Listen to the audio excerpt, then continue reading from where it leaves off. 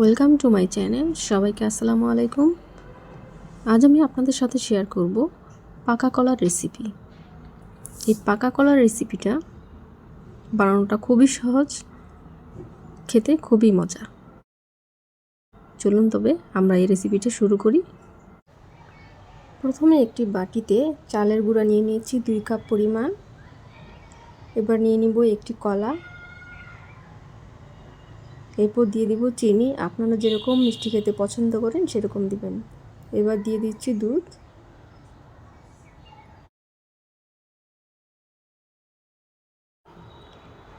এখানে কোনো পানি দেওয়া যাবে না, দুধ দিয়ে মেখে নিতে হবে।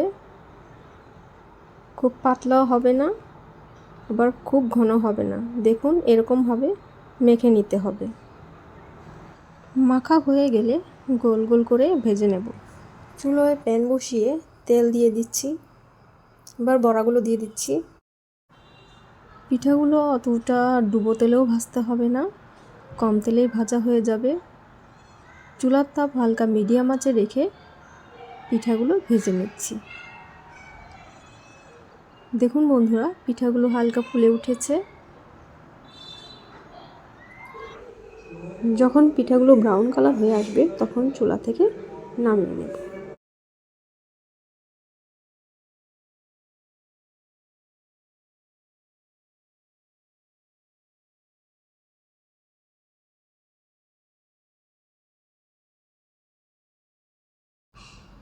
কয়েকটি পিঠা প্রায় হয়ে এসেছে, এগুলো আগেই নামিয়ে নিতে হবে। আমরা এগুলো একটু আগেই নামিয়ে নেব।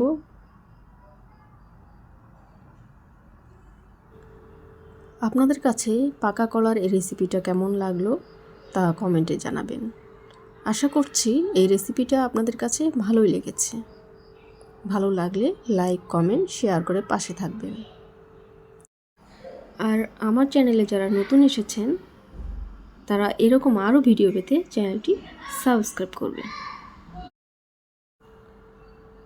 আর একটু ভাজা হয়ে এলে পিঠাগুলো নামিয়ে নিচ্ছি।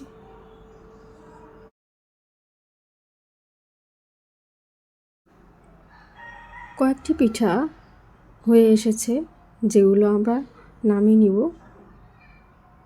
এখন পিঠাগুলো নামিয়ে নিচ্ছি।